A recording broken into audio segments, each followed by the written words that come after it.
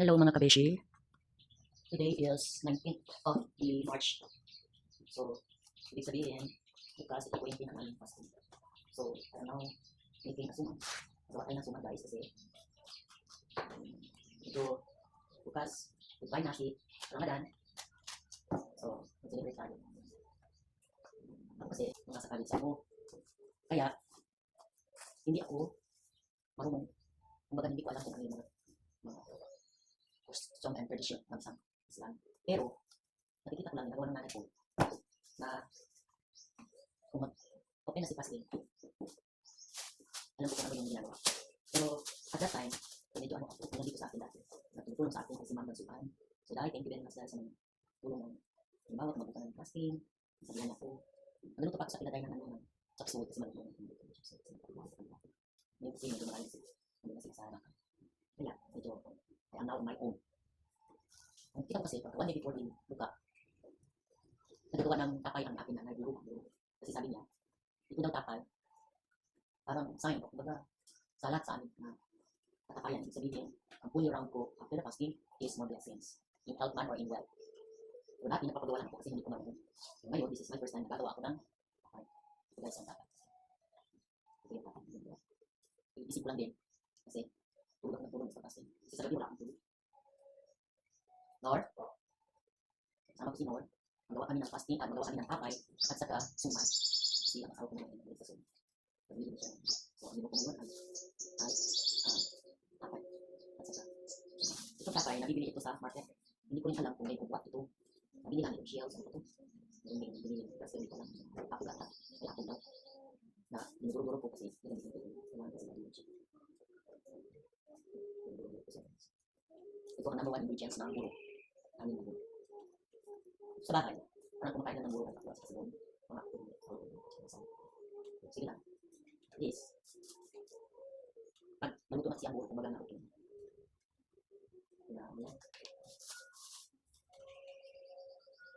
Na pwede man nilagay siya sa freezer, masarap siya. Kaya hindi siya kagad masisira.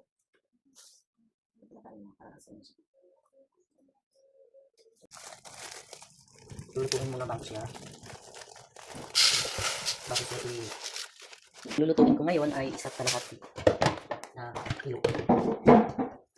Parang mahina ang tubig ba? Kanina pa ito? Gata para sa suman. Yan, higaan sang niyog. Ilagyan ko din ng konti. Punasan natin para malinis. Yan.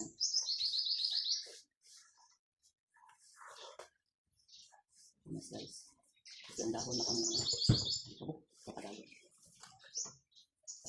Ang oras ay alauna. 1. Ang oras na 1:30. Late na rin ha.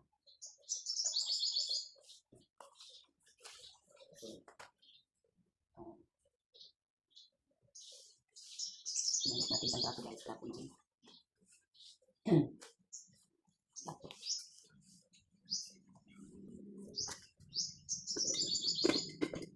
Kasi pag nagkulo-kulo siya, medyo kasi hindi yung ginaluto. Hindi man siya lutoon, hindi ginaluto. Basta magdikit-dikit lang. Uy. Ano ba? Ito na susunod.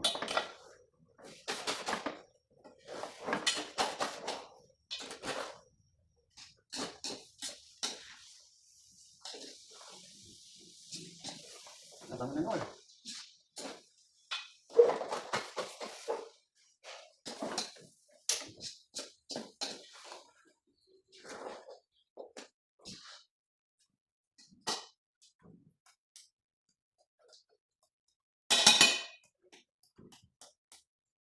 Pasok pa ng tubig habang nilalaga. So, yung mga recycle lang ito. Yung mga nakuha natin sa nag-grocery tayo, yung mga tali-tali, diba? Tapos tinatago ko ito kasi nire-reserve ko in case gagamitin. So, ito na naman.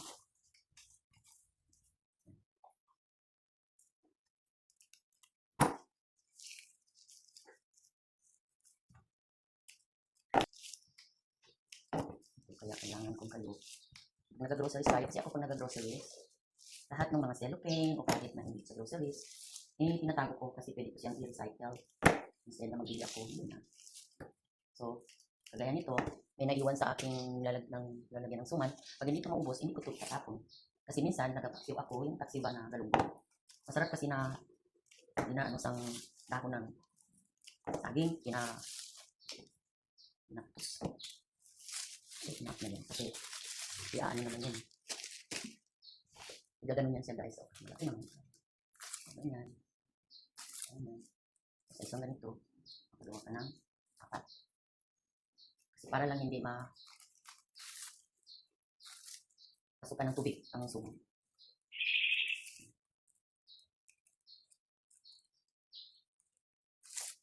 Yung bigas, isasahin lang natin sa padiro.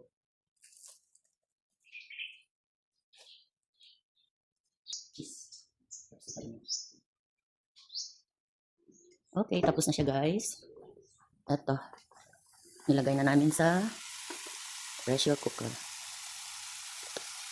Yan.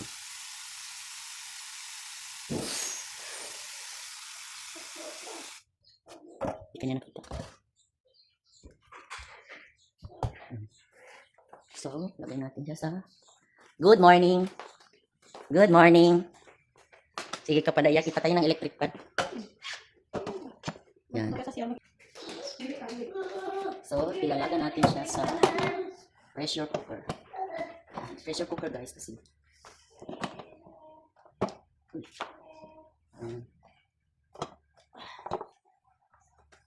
Oh.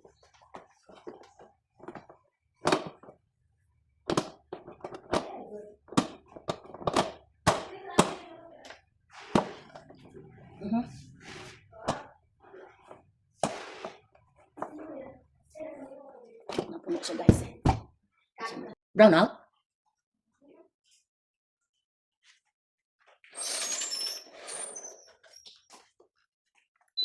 Oh, ano siya.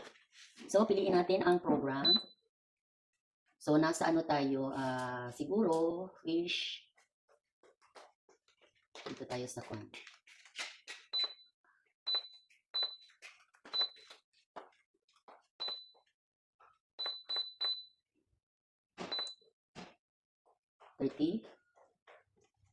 Tenderloin, sige. High pressure tayo or balik tayo.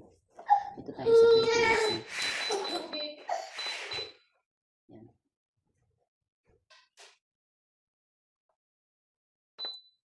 Yan. So, start. Okay, so yan na. 20 minutes natin siyang ipipressure. No? Para malutubit siya.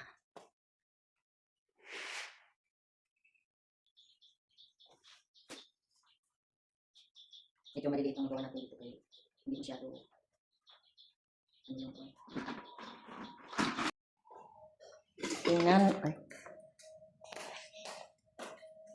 tingnan natin guys kung okay na ang niluto. Ano yung kapwan?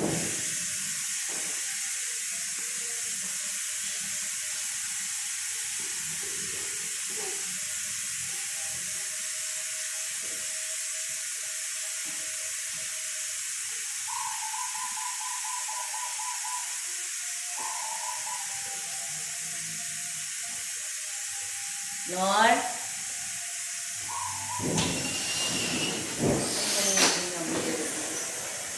Kung dako ang ginambal ko, gamay maning. Kung natin yan mabuhos.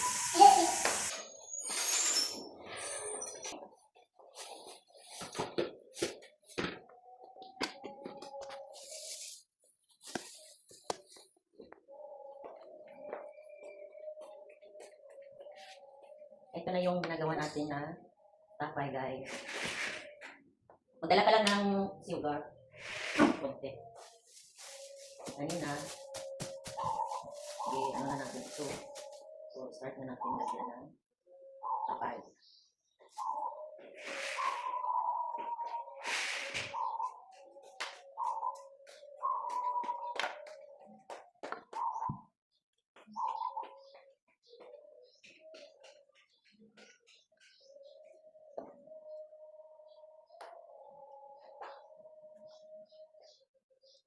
Lagyan ng patay yung bagong sinaling. Bagong sinaling ito guys.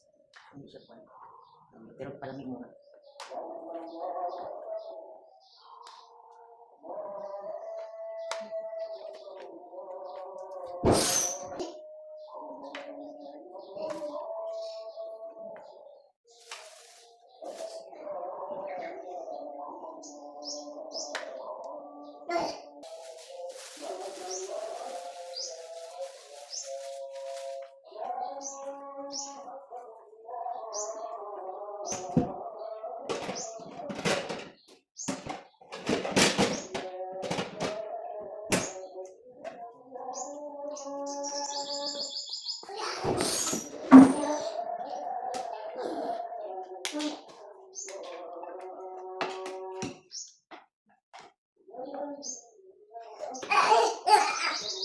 Gamay lang dito po yun.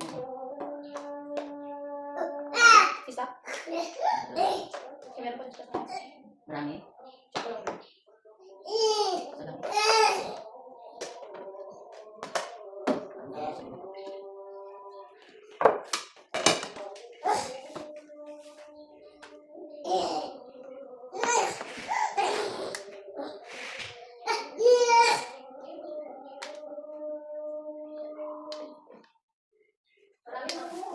Guys, hindi na eh. Ito lang na.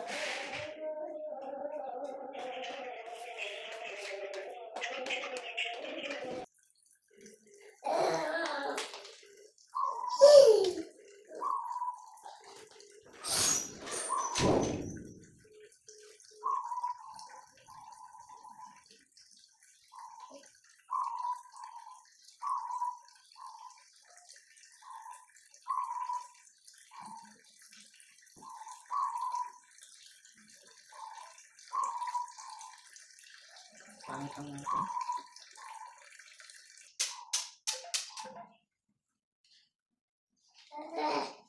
Sabi mo wala dito siya nung sunduin si Maddie.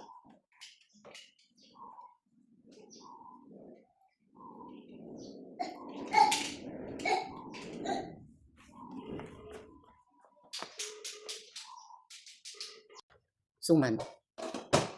Diyan ang suman guys. Oh. Yan. I-try mo pong luto. Hello? Ano i-try mo anay? Basi wala pong hilaw. Patay tayo. Tingnan lang siguro kayo kung pwede tayo. Ano yung naman siya? Ito ating positive lang pa. Pero next time. Ayan. Ito na. Pa lang. May Super init.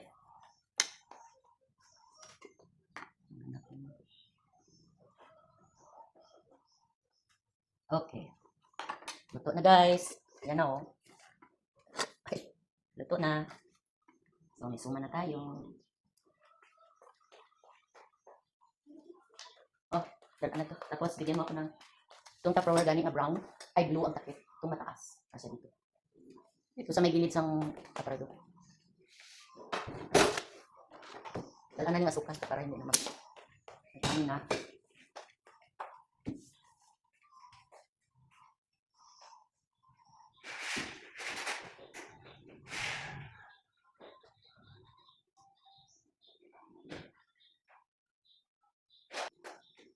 Kung magpapan na, magpa-massage ka daw. Kasi dito ito. Hindi, yung malaki. Yung malaki pa dyan. Oo, yung haba.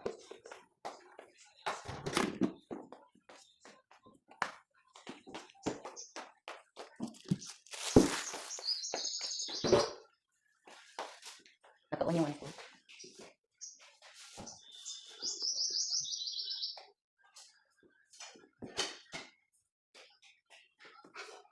Nakaon ito. Nakaon ito, Nor. Nakaon.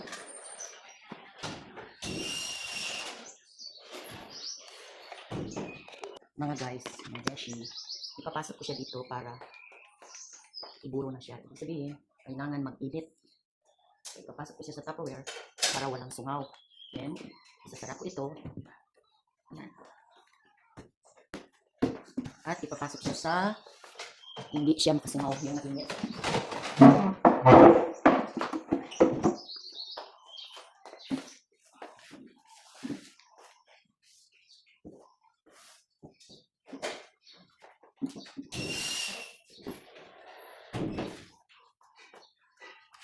So, nakita na ninyo, naluto na yung aking suman. Punta tayo sa kung saan ko ilalagay itong